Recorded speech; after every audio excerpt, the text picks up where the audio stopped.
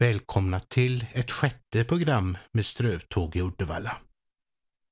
Denna gång blir det nästan bara nytagna bilder och området är begränsat till området runt Uddevalla central. Vi ska börja med att ta en titt på den gamla godsterminalen för omlastning av gods mellan lastbil och järnväg. Det är något 10-tal år sedan spårförbindelse till denna togs bort helt. Men det är nog mer än 20 år sedan den användes för sitt tänkta ändamål. Historien lämnar dock kvar spår av hur det en gång var. Och ibland vill det som senare tid har försökt täcka över krypa fram igen, som spåret här i sanden vid den gamla lastkajen. Även om det av denna del av lastkajens förruttnande timmer att döma nog är mycket länge sedan detta spår användes. Tänk vad mycket gods som måste ha fraktats via denna terminal. Lyssna noga så kan du nästan höra ljudet av gaffeltruckar, pallflyttar, pennor som skriver, godsvagnar som gnisslar, svordomar som uttalas, pustanden och stönanden, men säkert också glada skämt och utrop. Och alla andra ljud som hör järnvägen och godslastningen till. Stationshuset, det är ett praktfullt slott i det tidiga 1900-talets jugendstil. Huset, det är från 1903 och skapat av Folke Zettervall, och idag är det byggnadsminne. På huset så kan man läsa hur långt det är mellan Uddevalla och Skee. När denna sträcka öppnade 1903 så var tanken att det skulle bli en del av en statlig stambana mellan Göteborg och Oslo, eller Christiania som det då ännu hette. Men så sprack unionen mellan Sverige och Norge 1905 och det blev ingen stambana. I Skee anslöt sedan en privatbana till Strömstad, vilket Strömstad stationshus skvallrar om. Det är byggt i en lite annorlunda stil än det övriga längs Bohusbanan nämligen. Någon anslutning söderut till Göteborg, den blev dock inte helt klar förrän 1909. Men man kunde dock redan 1907 åka från Uddevalla till Tingstad. Här på stationen finns det en del saker som skvallrar om en gången tid. Den här kontaktledningsstolpen har ett skydd mot påkörning av plattformstruckar. Även om det nog var ganska länge sedan det gick plattformstruckar som fraktade resgods på den här plattformen. Ni ser också hur lång plattformen är här mellan spår 2 och 3.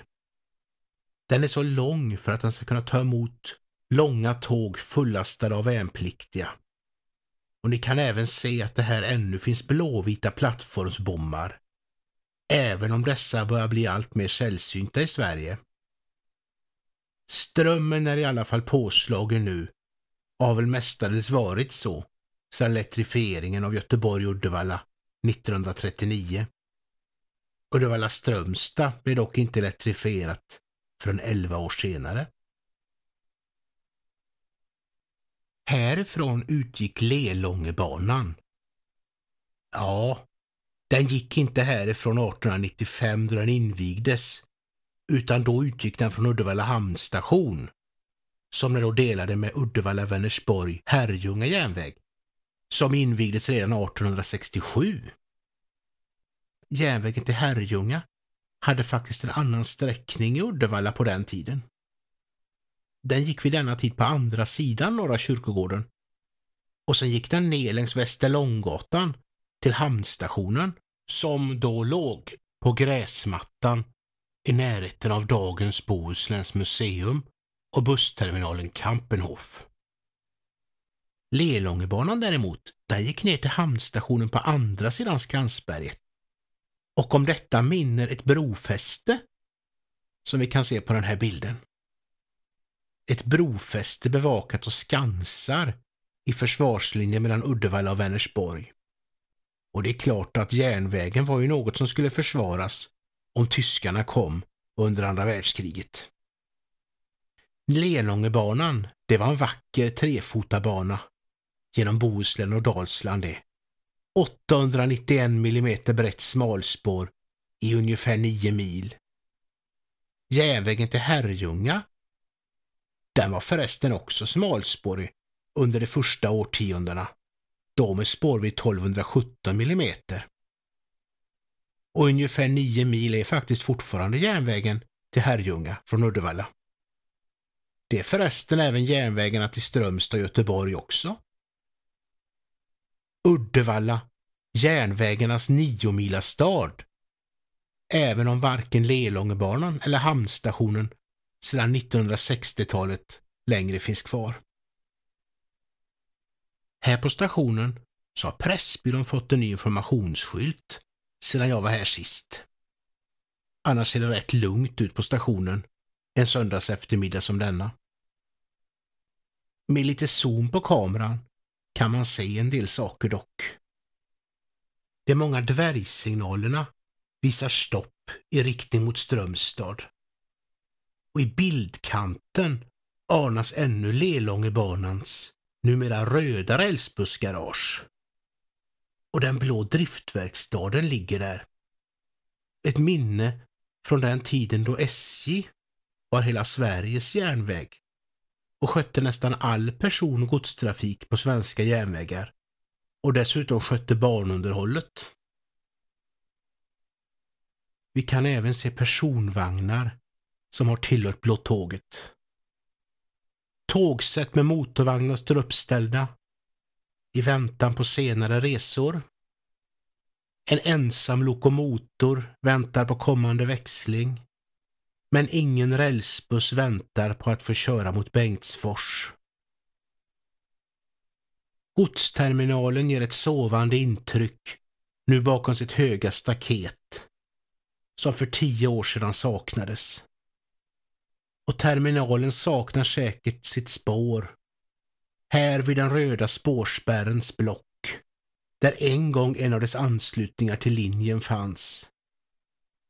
En bit bort ser vi kanske en av Sveriges sista vattenhästar som står här i sin hage omgiven av höga staket. Det var nog länge sedan den användes.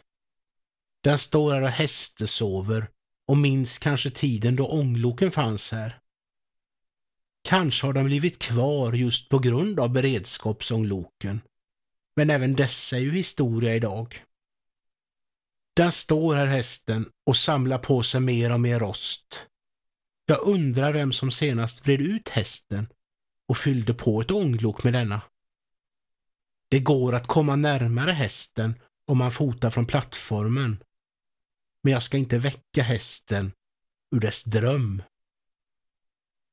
Solen kastar sitt ljus på de bägge järnvägstunnlarna genom Kolgårdsberget, här sedda genom zoomobjektiv. Det var här intill som lotsarna en gång i tiden hade kolgårdar, därav namnet. Den ena tunneln har ett fint murat valv och stod klar 1907. Den leder mot Göteborg. Den andra har tyvärr inget fint murat valv och står klar 1970 och leder mot Herrljunga. Det var 1970 som järnvägen flyttade till söder om kyrkogården till förmån för motorvägen. 1907 var framtidstron på järnvägen stark. Så var det inte riktigt 1970. Men järnvägen har fått en renässans och vem vet? En dag kanske en motorväg eller i alla fall en riksväg läggs ner för att byggas järnväg på. Det har nog aldrig skett, men det motsatta har ju varit desto vanligare. Signalen ut mot Vänersborg och Herrljunga visar stopp. Men stopp är det inte för kommande strövtåg i Uddevalla.